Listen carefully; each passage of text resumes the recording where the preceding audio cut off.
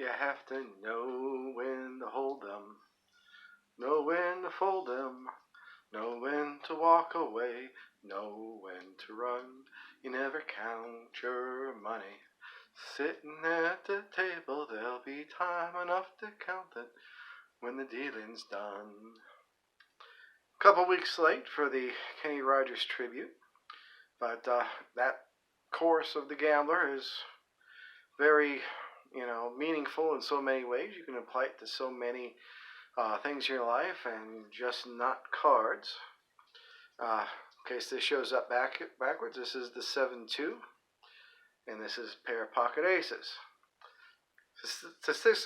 Statistically, easy for me to say, this is the strongest opening hand in Hold'em poker, and this is the weakest hand.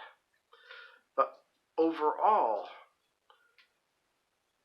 the 7-2 has more outs to beat a pair of pocket aces.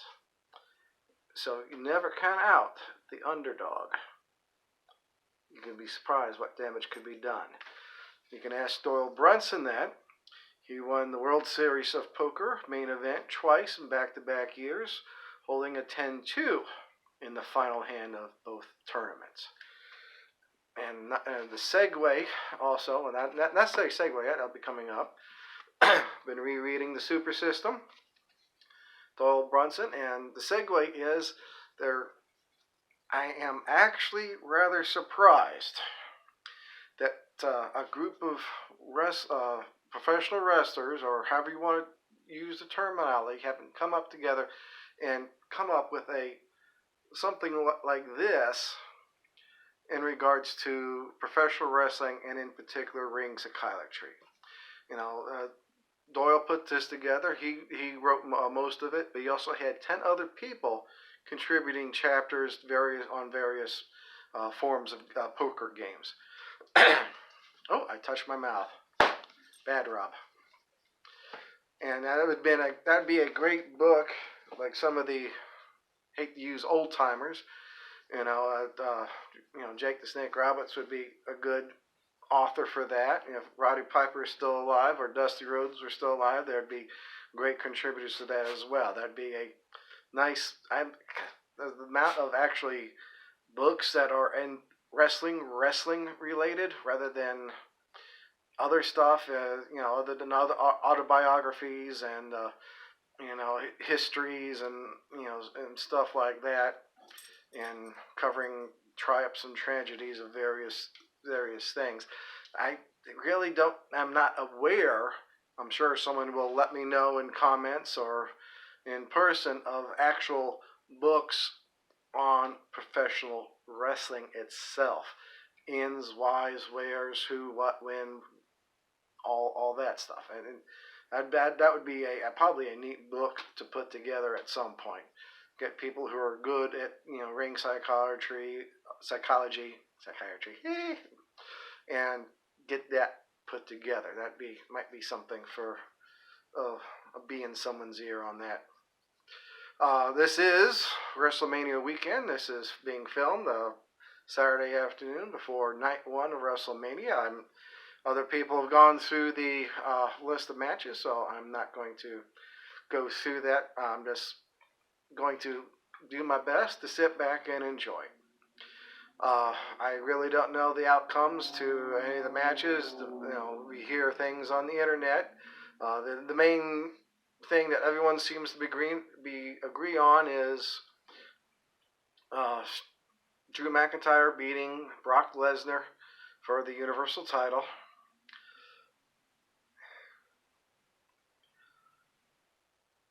I'm expecting a swerve somewhere along the line. I am.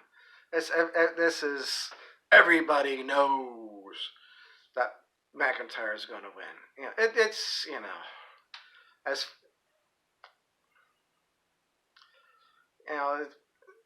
part of me, I can't say which part of me, but I can see that.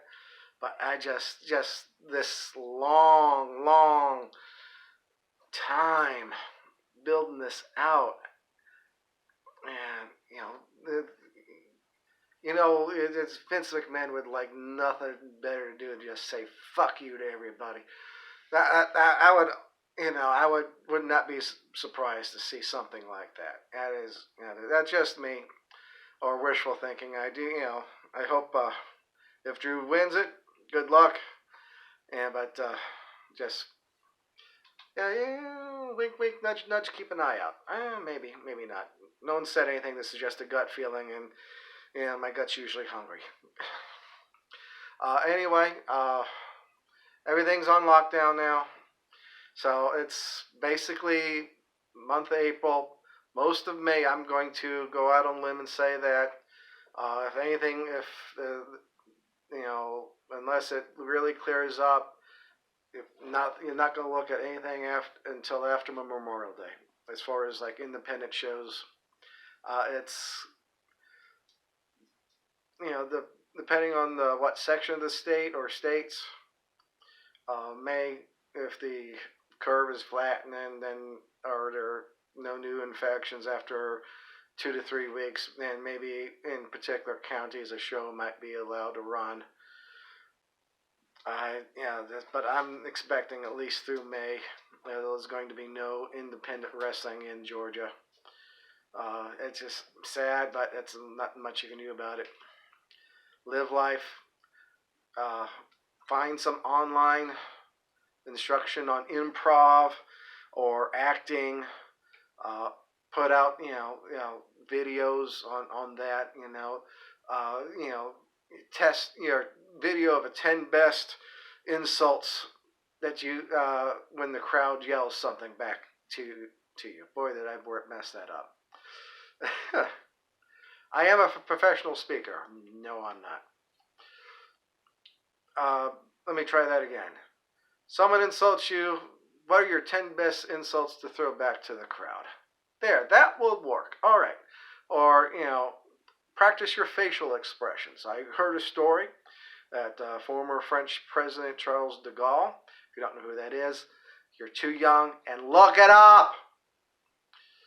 He spent hours in front of a mirror practicing his hand gestures and facial expressions before he was going to make a speech. That's a performance thing. You want to perform in a way to get your point across to the various audience members. I know in Dustin Rhodes' autobiography, he was telling us stories about singling out a person in the crowd who may not have want to been there, but brought their kids to watch the show, and he would target things towards that person to make them believe or to cheer or to boo, to engage that person and bring them in to the match, to the performance. And that's what everyone is trying to do. We're trying to engage the various audience members, good or nil, to do that. My first ever match I saw was on TV, Championship Wrestling from Florida. Not too sure the exact year.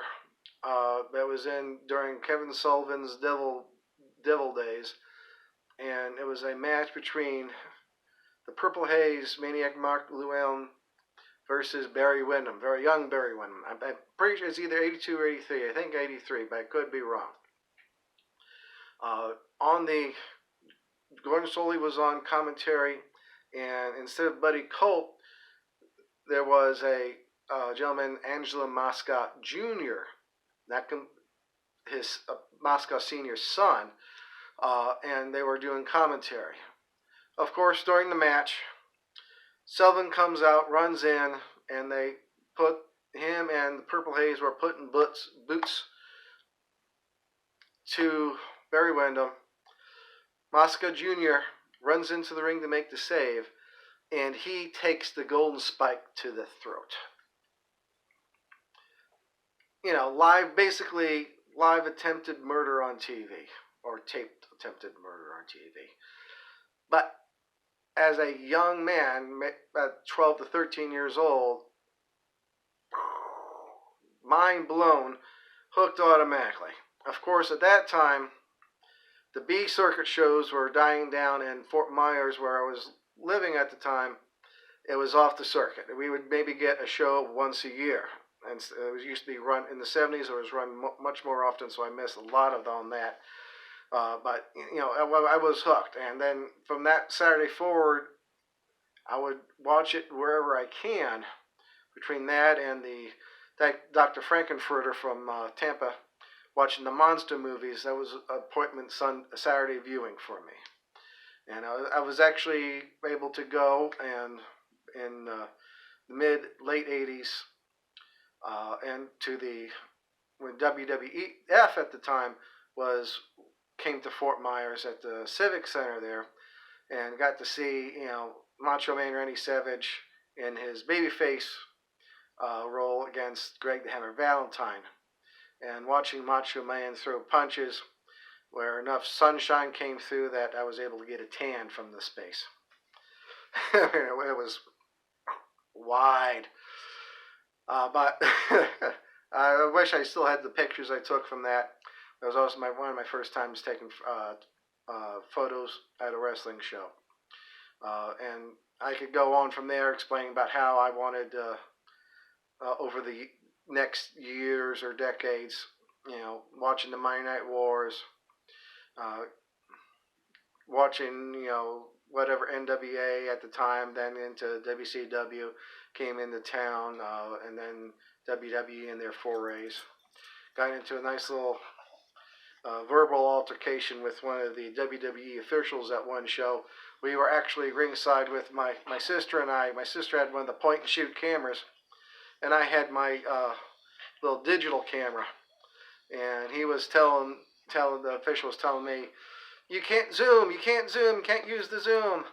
I said, listen, I work in a photo lab.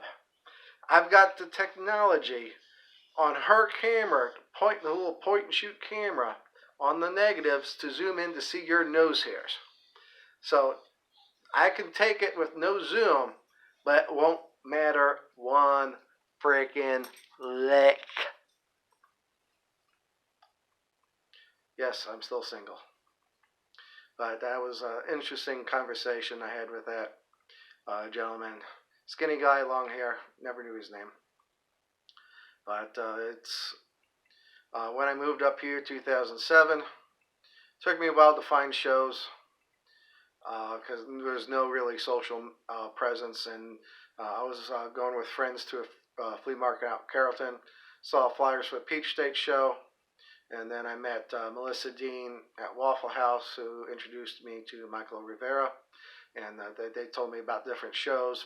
Went out to UIW. It was about 2009 or so, and went through them in Peach State, because they were at that time they were alternating weekends running, and so I was able to go one show one week, one show another week. Then my work situation changed. Work with a total bitch who always had me working weekends and especially Saturday nights, so I couldn't go to any shows for almost a year. I was able to finally go back into it and was taking pictures with my camera at UIW shows. Mark Grayson, rest in peace. He was the first one to encourage my photography, especially when I was posting on Facebook, and he allowed me to approach the ring and take pictures at ringside. So you can blame him for all the photos. And then I only did that when Harold J. Taylor was not at that particular show, he, depending on where he was at, that worked out great for me because he was all over the place. And then I upgraded my equipment, started doing more shows. Stan Robinson from UIW told me about NWA Atlanta. Started doing shows at NWA Atlanta from the little auctioneers stand, and then they allowed me to come in the ringside and go from there. It's was, taking photographs was a fun experience. You can still go through the old photographs at RobBrod Photos on Facebook, and you can see, varying degrees of competence. Some shots were absolutely great. Some shots weren't so much. During an average show, you would take, 1,000 to 12. I took 1,000 to 1,200 pictures. Other photographers took more. Tommy Polsnak took tons more. If you Corey Tame can tell you how many he takes in a show, and then you'd go down and pare it down and hopefully get 70 to 100 pictures that is presentable enough to publish on the Facebook or other mediums. I took some promo shots, but those are mostly used for posters. I could go into lack of pay for the photographers for that, or lack of pay for me anyway. I did get some money. It was roughly about $20, and eventually it's the amount of time sitting down in front of a computer and editing photos. When you're looking at 1,000 plus pictures, it was taking 5 hours or more to go through for $20. So I eventually couldn't do it anymore. So I started, was aware of Larry Goodman for a long time, and he used some of my photos for some of his reports. And then right after Scenic City 2018, I believe, I put an end to my photography career, and in 2017 I stopped. 2018 I started doing writing show reports, and of course last year, got the reputation of have laptop will travel. It's a good thing I can type because I can't talk worth shit, and so I've been just going to shows, and it's a lot of people will put down what they call I call them the CD shows, because I give everything grades. So the other people will call them shit shows, but they do serve a purpose in Georgia. It's hard for me to put it in words. If I was able to put it in words, I would have been into the state of the Georgia wrestling scene podcast a couple weeks back on the tipping point. But you need those shows. Not every show can be Southern Honor or Action or Anarchy. You need those shows, those CD shows, C/CD shows, to have a breeding ground of wrestling. Some of them only might be 40-miler. Some of them are just there to get the repetitions in to improve themselves. But they are such a pivotal part of the scene. I kind of cringe when people do put them down. They're not the best wrestling. It's not the best production. It's not the best venues, but you do need them. That's my opinion, and it's like anything else. Everyone has one as well. Anyway, I'm coming up on almost 19 minutes. That should be enough for this time. Hopefully, I'll probably do a reaction video next week for WrestleMania, and then it's going to be a while before I come back on, unless someone wants to have a question, want to send me questions. I can answer them about what I think of different stuff. I'm happy to do that. Again, positive construction feedback is always appreciated.